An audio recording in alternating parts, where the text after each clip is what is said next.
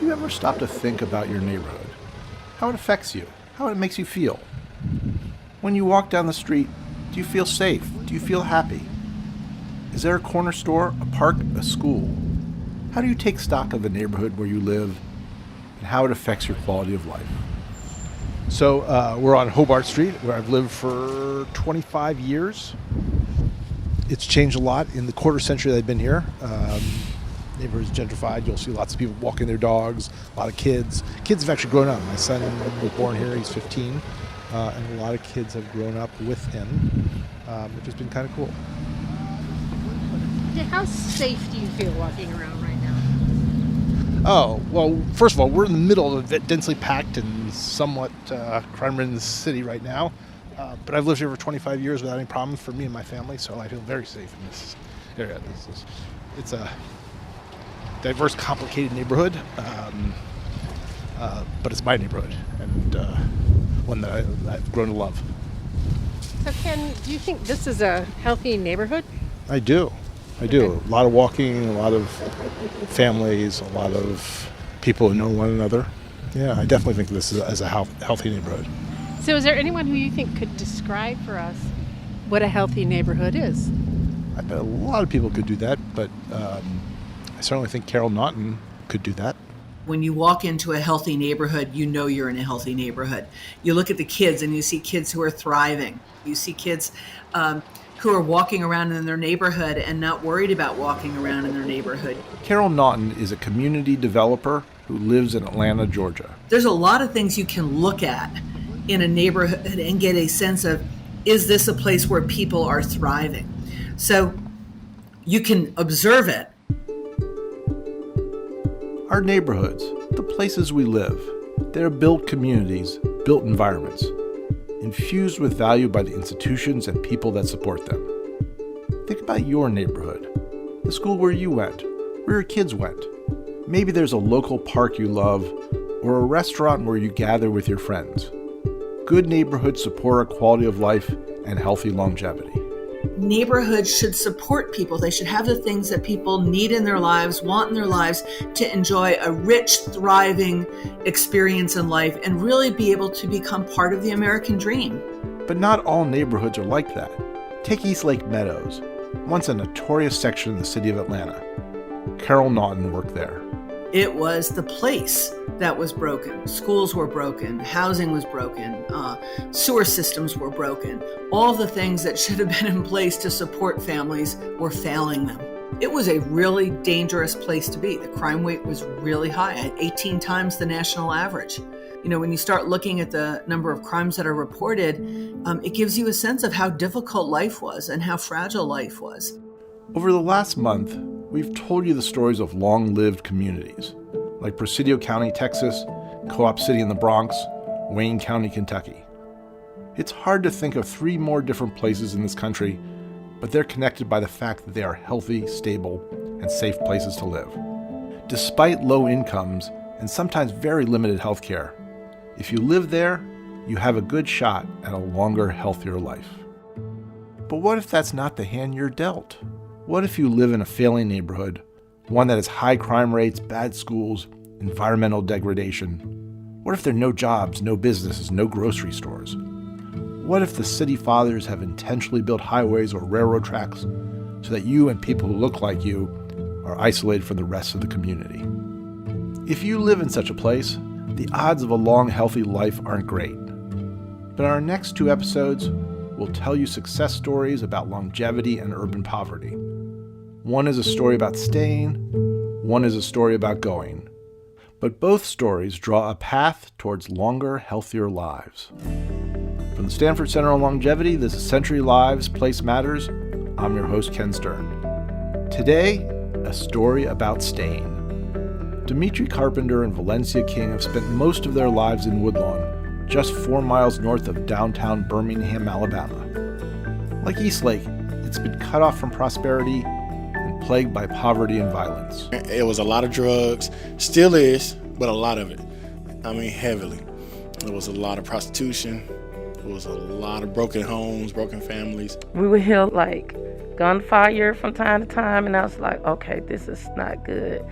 Then when I got into high school, that really changed over. And we used to hear frequently gunshots in our community and just a lot of things, I would say, that I don't think as a kid shouldn't see.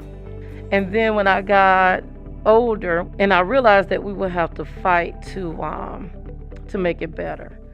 And we've been fighting ever since. But how do you fight for a neighborhood? Eastlake offers a model.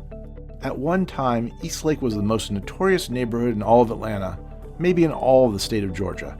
Crime rates were high, the local schools were failing because teachers refused to work there, jobs were non-existent. It was sometimes even referred to locally as Little Vietnam, not because there was anyone of Asian descent in the neighborhood, but because the violence had echoes of the Vietnam War. But some people in the neighborhood and in Atlanta had a vision for change. Here's Carol Naughton again. People will move into a place because of the physical house, whether it's an apartment or a single family home. People will move into it because of what their house looks like and what it feels like. But people stay and become part of the community because of all these other amenities that are in the neighborhood, the great schools, the YMCAs, the grocery stores. Those are the kinds of things that make life fun, easier, interesting, rather than just your home. So it's thinking more broadly about what we're trying to deliver to families and to communities. We're trying to deliver a great neighborhood experience, not just great housing. Neighborhoods should support people. They should have the things that people need in their lives, want in their lives, to enjoy a rich, thriving experience in life and really be able to become part of the American dream. Change doesn't happen overnight, but in Eastlake, residents, local philanthropists, and the Atlanta Housing Authority developed a shared vision of what a healthy community could be. A place with decent housing, good schools, a connection to healthcare and jobs. A place of hope, not fear. Today, Eastlake is a vision realized. The low-income housing project has been replaced by mixed-income, mixed-race housing. Test scores at Drew Charter School routinely rank among the best in Georgia, and graduation rates approach 100%. Transportation works, grocery stores have come in, and the neighborhood is safe and walkable. And we know that when neighborhoods become healthy, so do its residents. The success of Eastlake inspired the creation of Purpose-Built Communities, a nonprofit with a mission of helping neighborhoods around the country find their own version of Eastlake's success. Naughton is now the CEO of Purpose-Built Communities, and Woodlawn is one of her partners. And so they are actually replicating the purpose-built model of high-quality mixed-income housing, a cradle-through-college education pipeline, community health and wellness, and economic vitality in a way that serves the neighborhood with a community quarterback organization that helps move that all forward. The notion of a community quarterback, an organization that can marshal resources and help align a common vision, is critical to the purpose-built model. Naughton has seen it work in Eastlake and now in Woodlawn. The community is vibrant. They've done some amazing work with single-family homeowners. They attracted $500,000 of money from the state, from the mortgage fraud settlement, and invested that in single-family homeowners, providing grants for people to improve their houses. These were existing homeowners. They leveraged that with other philanthropy from other banks to improve the housing for people who already lived in the neighborhood. And then they've worked with the schools. They've started now a new charter school. They've worked with a neighborhood health clinic, just doing great things in the community. And it's just a beautiful place. It's a more organic effort than Eastlake Meadows, which was a big public housing project with 54 acres and then 30 acres here and 20 acres there. This is a more of a typical neighborhood scale, and it is beautiful. You are going to love it. I can't wait till you get there. That's all the encouragement we needed to go. Of course, I drove from D.C., and Carrie and Aaron flew to Birmingham to meet up in person. We wanted to experience the revitalization of Woodlawn for ourselves. I'm producer Carrie Thompson. And I'm Erin Bump, also a producer for the series. Ain't gonna let nobody load it. Tell me right, tell me right. For most Americans, the name Birmingham still echoes with an era of segregation and violence. This is Birmingham, the South's mightiest industrial city as the world knew it this week. These are the front lines of the battle between Dr. Martin Luther King's Negro Disciples of Nonviolence and the uniformed forces of Birmingham, led by Commissioner Eugene "Bull" Connor, who says, "We were trying to be nice to them, but they won't let us be." The Negro leaders said, well, Birmingham is a symbol of hardcore resistance to integration. It is probably the most thoroughly segregated city in the United States, and it has had more unsolved bombings of Negro homes and churches than any city in the United States. And the injustices inflicted upon Negroes are notorious reality. Keep on walking, yeah. Keep on talking, yeah. Marching up to freedom land. The era of segregation still hangs heavy over Birmingham, with consequences for health and life expectancy. Segregation itself, the actual experience of discrimination and racism and social isolation, is harmful to our health. That's Stephen Wolf, a professor of public health at Virginia Commonwealth University. The trauma that people experience in segregated communities has a known adverse effect on health. And so these place-based conditions are powerful drivers of health. And that's why you get these massive differences in life expectancy across neighborhoods. People who live in segregated and unequal neighborhoods experience shorter lives. But that's not the whole story of Birmingham, because when it comes to life expectancy, Birmingham is a modern success story. In the first decade and a half of this century, the people in Birmingham's poorest neighborhoods gained a full 3-year increase in life expectancy, a number higher than all but one other area in the U.S. And Woodlawn offers clues as to why. We get to Birmingham on a sunny afternoon, and one of the first things we do when we arrive in Woodlawn is ditch the car to explore the business district. So walking along First Avenue, which is one of the main arteries of Woodlawn, trains in the background, which sort of define the neighborhood because they crisscross virtually every section of this neighborhood. Woodlawn High School is to our right. Turn of the century building, sort of a vast edifice, one of the 5 major high schools in the city. And to the left is actually a brand new transit center for Woodlawn, which Woodlawn United built. It's actually quite lovely, sort of terraced. And they're going to build, I think, 60 units of transit-oriented housing, affordable housing, right next door to it. So to tie together affordable housing and transit as part of their community plan. And there goes the trains again. You can't avoid them in Woodlawn. Well, there's a double line that divides Woodlawn from Crestwood, which is a higher income, largely white neighborhood on the other side of the tracks. But you have to cross. You have to cross a line, and then you go 35 feet, and then you cross 2 lines. It's more train tracks than I think I've ever seen before around in any neighborhood.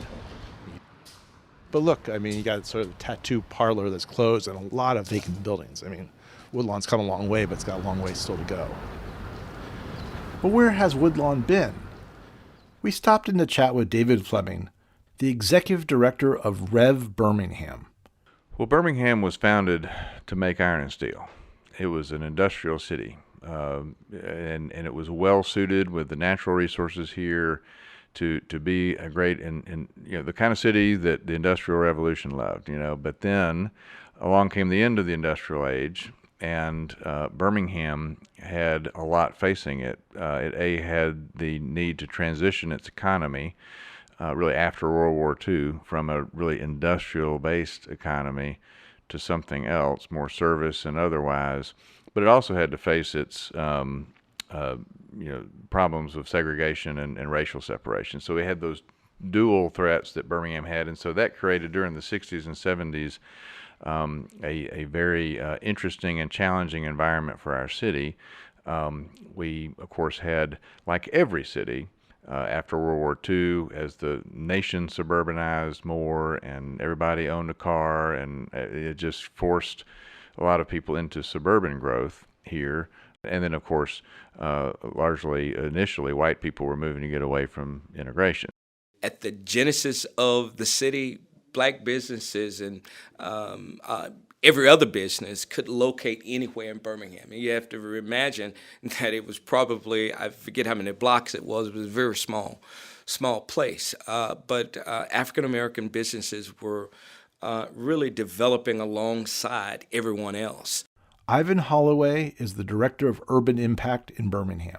And then Jim Crow showed up and said that there has to be spatial awareness and we need to separate things. And so businesses were then pushed from the center of Birmingham to the edge of downtown Birmingham. When a federal court ordered desegregation of Birmingham city schools in 1971, Woodlawn experienced profound change. Whites left the community, blacks moved in, and home ownership went down. Half the homes were owner-occupied in the early 70s, but by 1975, that number had fallen all the way to 20%. And today, that segregation is still the norm. In many ways, Birmingham is still very segregated, but by choice now, not by law. David Fleming. We have the Woodlawn neighborhood as a whole is largely African American and largely low income. We have seen some kind of people trickling in there from other demographic groups. You know, Birmingham as a whole, you'll still find a lot of neighborhoods that are largely one thing or another. Dimitri Carpenter, a resident since he was a young teenager, describes it this way. It's so segregated here. You know, in Birmingham, we have 1.3 million people in our metro area, and we have about 26 school systems. All of them look like the people that live there. And so we're just behind by a significant margin. Our state government wants to be this way, and it's just hard. It's a lot of reasons that nobody really wants to talk about, but it's a lot of reasons. Mashonda Taylor is eager to talk about Woodlawn and all the changes she's seen. So what was Woodlawn like in 2012 when you moved here? Oh, 2012. Mashonda began as an office administrator for Woodlawn United in 2012 and is now its executive director. Give us a street scene. Street scene. A lot of blighted buildings and homes. Vacant lots. People were not walking up and down the street, and if they were, not legally or doing legal things. Dark. And when I say that, like in the literal sense, where a lot of lights weren't working, a lot of overgrown lots. There were some like pockets of people starting to work. The YW, they were sitting in this kind of island, the Christ Health Center, Dream Center. Like there was this probably 2 or 3 block radius where you could see some movement happening. It just wasn't, even when I started, my mom was like, "You're going to work where?" A lot of times people, if you were at a light too long, you would drive straight through it. Didn't care if it was red or not. But it was a different place. Different place. 11 years later, there's still a fair number of vacant lots. And the neighborhood does seem a little too quiet for a Tuesday morning, except of course for the ever-present trains. But we wanted to see for ourselves what had changed. Oh, let's cut through here. This is one of the things I want to show you. We take a detour behind one of the buildings. So one of the passions for Woodlawn United has been to bring local muralists and painters into the area, and instead of being a place defined by its graffiti, be a place defined by its public art. So we're walking down not just a back alley. I think it's done in partner with an organization called Blank Spaces, and they've now labeled this otherwise unremarkable alley The Way. And there are 5, 6, 7 really quite beautiful, striking murals. It's a tribute to someone called Rupee. And then we notice a long line of people queuing up outside a restaurant down the block. We haven't seen that many people in Woodlawn in our time here, but apparently they're all waiting to come to the Slutty Vegan when it opened. We are at the Slutty Vegan, which opened up in Woodlawn within the last month. So there is a lot of energy here between the train tracks, the beating music, the line of people waiting to get in. I mean, are you hungry, Ken? Actually, not at all. Aaron? Am I hungry? Yes, quite. I don't eat breakfast, so. Can we get a fussy hussy? What was the first burger up there? The first burger that's up there. As we talk to people in line, it's clear they've come from all across Birmingham and even outside of town to eat here. It's a diverse crowd, and there's an energetic, positive vibe that is unmistakable. Burgers that we have is the fussy We hussy. wondered how the That's the one Slutty with the Vegan, a growing national chain launched by Atlanta entrepreneur 𝐂𝐞𝐬𝐞𝐬, landed here in Woodlawn, on a strip with virtually no restaurants at all. Her model is to come into a community that's really on the brink. She calls it gentrification, but I tell her, I was like, you got to be careful with that word down here. But she's more or less like economically being developed, right?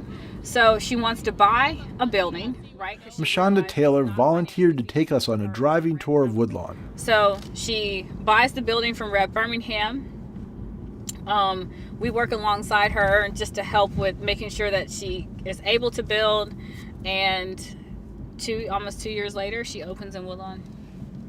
But that's because we're here. Mashonda's a powerhouse with an impressive track record of bringing businesses to Woodlawn. So now we're a place like people literally just come into the community, and now they're staying because we have other businesses that are supporting it. So you've got Polaris there, you've got Thrive Wellness, you've got the Marketplace, which is coffee, and then you've got business owners that are selling their goods out of the Marketplace. So you've got coffee there. You've got Detrespo, which is a consignment shop that we recruited from Homewood, which is a more affluent community or middle class community. And so you have all of this happening within this thriving business core. So outside of that, what happens next? Residential, right? Bringing in business is key to the development model, but they only tend to show up and stay once other things are in place. So I'm starting us on the western side of Woodlawn, around I-3 Academy, which was built throughout the pandemic and opened in August of 2020. A full K through 5 charter, following the Drew Charter School model in Atlanta, and looked at not only the education aspect of what this building was, but what the catalytic development that could come around it. Developing a thriving K through 12 education similar to the Eastlake model in Atlanta is central to the long-term success of Woodlawn. So this space would have been blighted within our community. Now, granted, around it, there were a lot of issues of safety, right? Had a lot of hot spots and a lot of criminal activity that was happening around this area. But when you put a school, right, with a number of security features around it with cameras and off-duty police officers and things like that, it changes the dynamic of what this community is on this side. So this is about 3 years of work. Mashonda envisions great change in Woodlawn, but knows that takes resources. So $1.5 million have been allocated towards critical repair and homeowner rehab, 141 different projects within the community. Whether that's a new roof, new floor, plumbing, exterior paint, new bathrooms, cabinets. A lot of times we get asked to do new kitchens because we have a lot of people that cook within the community. But it's something to have these new bills that are coming alongside of you, but then you don't get your needs met. And so one of the things that we endeavor to do is just to bring equity across housing, period. So as we come into South Woodlawn is where everything started, and this is about 13 years of work. You've got Christ Health Center, the Dream Center. But it all started in this corner, where you have the Family Resource Center with the YWCA. You've got 60 units of affordable rental. Yes, on the right. Those are affordable rentals. Yes. Nicely done. And then, and intermingled through here, you have some homeowner rehab. And we also have leadership living within the community. And, we've had a lot of really interesting things happen here. Mashonda is talking about the place where everything started. Christ Health Center, the Dream Center, the YWCA, all within a few blocks of each other. It's clear that so much has changed, but we're wondering about Mashonda's perspective on that change. 10 years ago, we were a completely different place. And honestly, 10 years from now, we will be in a different place. And the focus will be different, right? Because 10 years from now, we're going to really start seeing the economic proof points of like our education system playing out, the workforce development programs playing out, the intentionality of creation of wealth within home ownership, and even having the honest conversation of, historically, the residents that have owned homes here, they didn't get to see that. So how do we make sure that it's rectified and that the next generation, they don't have the burden that this other generation had before, and that they truly can benefit from what it is the American dream to own a home? The American dream and who has access to it. We finish our driving tour and say goodbye. We walk over to the little triangle of development where the early revitalization of Woodlawn started. When we walk in the front door of Christ Health Center, we notice there are 2 full rooms of people waiting to be seen.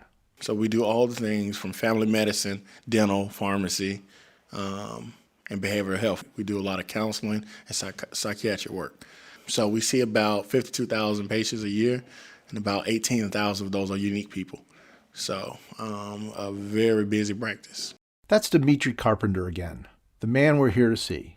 He's the Chief Culture Officer for the clinic, working as a liaison with the community of Woodlawn. So what does Christ Health Center mean to the Woodlawn community? How's it brought change to the area?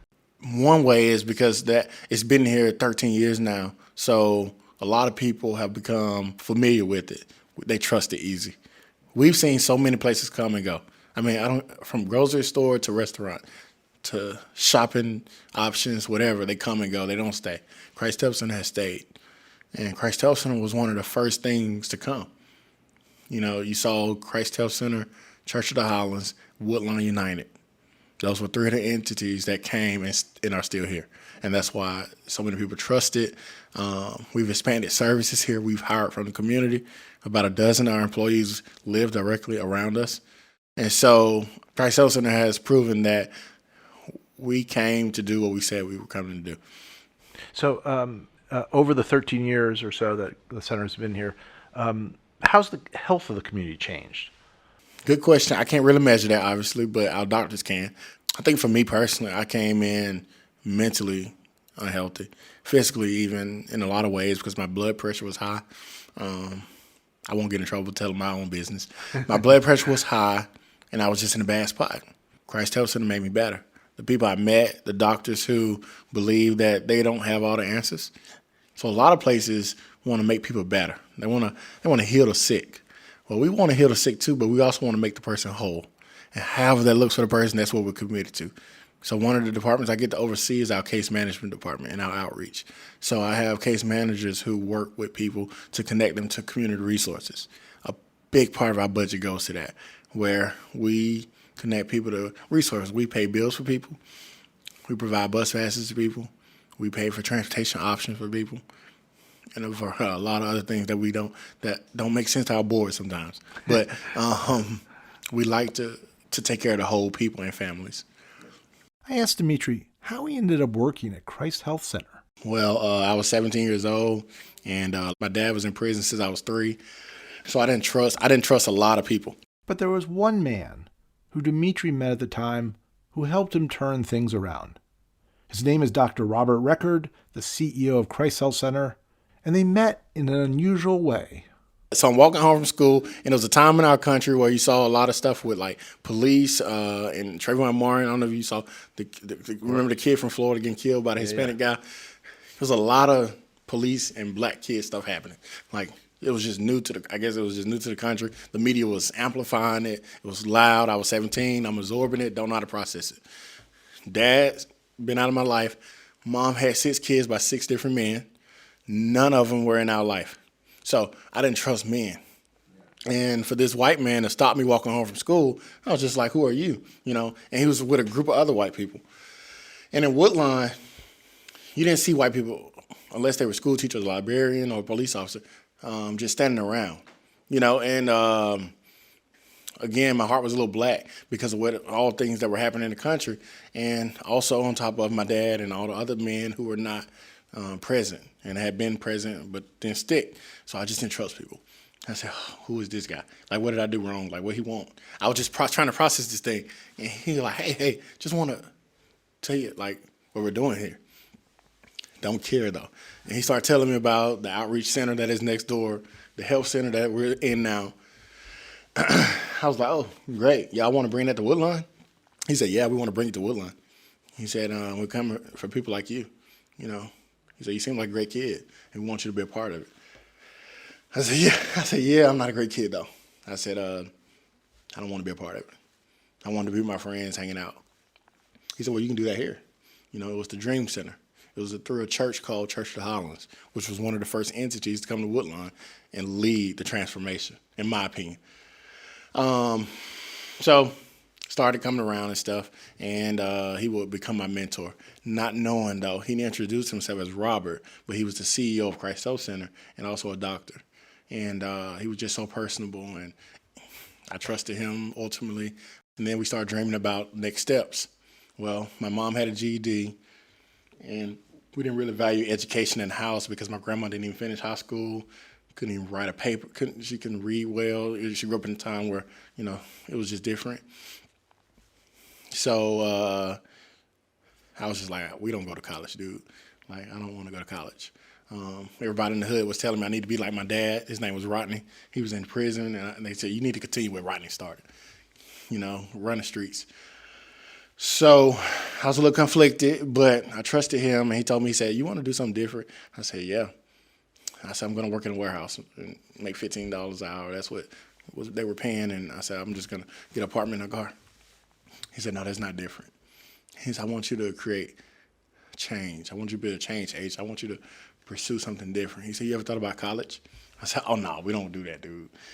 Long story short, ended up going to college because he pushed me to challenge myself. Dimitri went to college to Baylor University in Texas on a scholarship. But he struggled there, and he had to return to Woodlawn to finish his degree online. He also went to ministry college at the Church of the Highlands and recently was invited to lead the Birmingham Dream Center. But he soon came to question his calling when gun violence re-entered his life. My brother was killed in February. I was close to giving up on the church because I felt like the church wasn't doing enough. Gun violence in Birmingham is through the roof. Over 100 people every year, and 90 of them look like me every year. And I just got sick of it. When it was my little brother, I had to identify his body. And I remember looking at him that night saying, I don't want to do this anymore. And I blamed myself for him laying there because I felt like I didn't do enough. However, it wasn't me. It was just me being emotional. But I started getting frustrated with the church. And they reached out to me and told me about the opportunity. Dr. Record, I always believed that I could do it.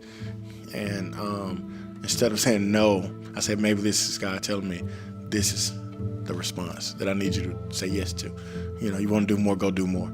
You know, so I tell people the devil has done a great job figuring out how to take us out of here, particularly black men between 18 and 28 years old. I want to do everything I can to counter what he's doing.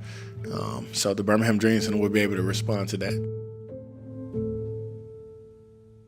Now Dimitri is mentoring young men in the Woodlawn community, high school students, college students, and plans to continue his work as a mentor when he transitions full-time to lead the Dream Center. Dimitri stayed, Mashonda stayed, and their work, and those of many other organizations and people across the community, has changed Woodlawn. Recently, a ribbon was cut on the first completely new-built house in the neighborhood in decades. New businesses like the Slutty Vegan are coming in, and kids can play on the streets just as they do in Eastlake. Everyone in Woodlawn will tell you that they still have a long way to go. Urban blight is still unavoidable, the crime rate's way too high, the railroad tracks still strangle the neighborhood, and COVID set back economic development plans by years. But none of that has undermined a shared community vision or diminished a strong sense of hope in a place that had none for decades. Low-income neighborhoods typically have poor health, but we've also seen that a sense of hope and reduction in toxic stress can translate to better health and ultimately increase life expectancy.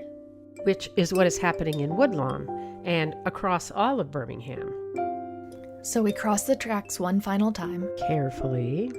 looking both ways. And before we head out of town, we pose for a group photo in front of a sign that says, Birmingham, we're glad you're here. And we're glad that people like Mashonda and Dimitri stayed. And we hope you'll come back for our next episode and find out how good things can happen to health and longevity when people leave. The producers of Century Lives are Carrie Thompson and Aaron Bump. Century Lives is a production of the Stanford Center on Longevity, where our mission is to support ideas and research so that century-long lives are healthy and rewarding ones. You can find out more about us at longevity.stanford.edu. I'm Ken Stern. Thanks for listening.